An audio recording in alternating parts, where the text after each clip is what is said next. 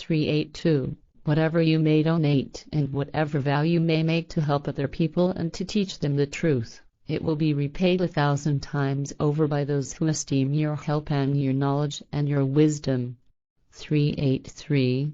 If you give alms publicly and do good deeds, this is certainly good and meritorious, but if you do it in secret and thereby help the poor and needy, then that is better and more honorable for you, because what you do secretly in this way shows your selflessness and kind-heartedness which you do not wish to display before the people in order to shine before them and be praised by them. 384. And whatever alms and the goods you donate, do not donate them for the sake of your appearance, not to stand in the light of the people and not to be regarded as something that you are not. Donate alms and the goods in selflessness and out of your kind-heartedness and your honest benevolence and selflessness, and the giving alms and good things to the poor and needy is a sublime noble virtue.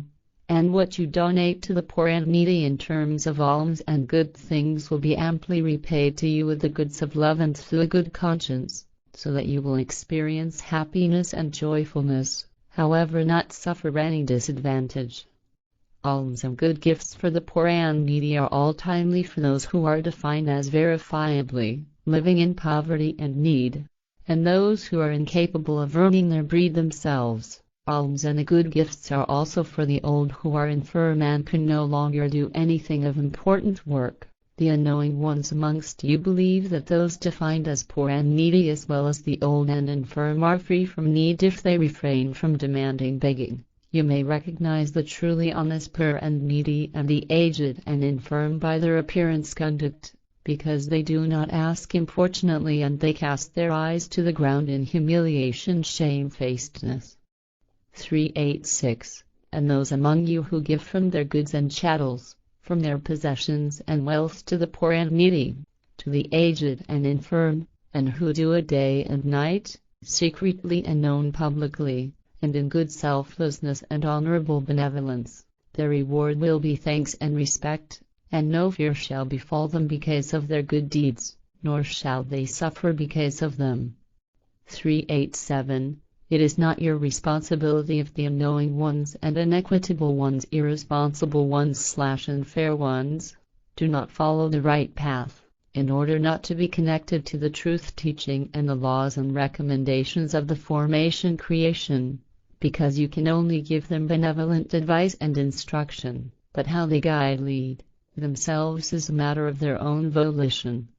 388. Anyone who undertakes haggle, usury / greed, in any form of commerce and non-rightfully demands a markup, interest or price increase, shall be exposed to the punishment of recompense through the authority or jurisdiction, so that the disadvantaged ones do not suffer any loss of goods and chattels, possessions and fortune.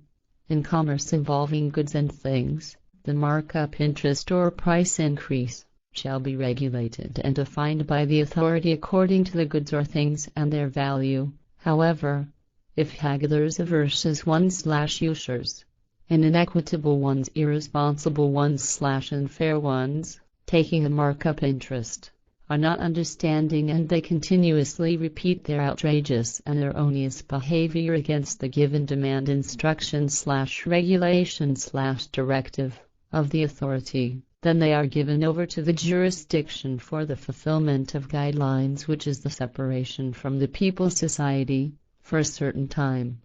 389. Commerce may well permit taking a markup, interest or price increase, to an equitable, admissible / fair extent. However, it shall not be permitted for additions, interest or price markup, to be taken to a dishonorable and excessive extent. Therefore, whoever receives a reminder from someone taking the markup, taking interest, for payment that has an addition of a dishonorable and excessive amount shall refrain from playing this and call on the authority or jurisdiction to decide that to the guilty one taking the markup, taking the interest, shall only remain as punishment the value without markup, interest or price increase, that he himself gave for the purchase as settlement payment, so that he may not obtain any profit for this. 390. Taking a markup, interest or price increase, shall not be abolished, but shall serve to conduct honest commerce so that even someone trading in one commodity may receive an equitable fair/appropriate reward through honest revenue. But truly, the people does not love anyone who practices haggling, usury/greed in commerce and takes non-rightful markup, interest or price increase. 391. And if anybody demonstrably falls into great need and cannot settle pay for the commercial good, then drop the markup, interest or price increase, and only take the price that you yourself have paid. It is better not to make any profit than to bring harm and inequity on another through greed. This is what you shall do, because you shall not do non-right. But if you do not follow this recommendation, then you will suffer from your non-right and your admonishment conscience. 392. And if a debtor falls into difficulty, then grant him an extension until it is once again easy for him to settle the debt. However, if the debtor falls into difficulty with very great hardship and he can no longer settle the debt, then act in rationality. Thus you take back the commercial item if it is extensive, but leave it as a good deed if it is not of great value. 393. Guard yourselves against pinning your hopes and wishes too high on a judgment if you have to call on jurisdiction or authorities in a transaction deal, or in conflict dispute/enmity, in order to ask for arbitration in a case, because in spite of being in the right, you will scarcely receive your full reward according to your significance merit, but only a partial reward. So you will think that something non-right has happened to you, and this will make you joyless.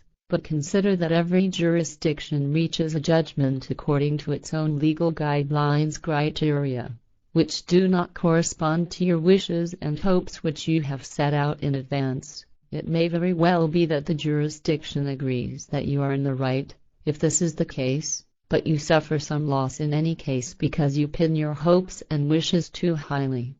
394. If you take a loan credit from another for a particular term and with an honest markup interest rate, then set it down firmly in writing, and if you cannot write yourself, then have it written down truly by a scribe in your presence, however only in the presence of two other righteous conscientious bystanders, witnesses, who are also able to write, so that the one does not write anything that is not the truth and does not correspond to the agreement. And no one who knows how to write shall refuse to write, because everyone who can write shall provide this service to those who do not know how to write for a small but appropriate payment.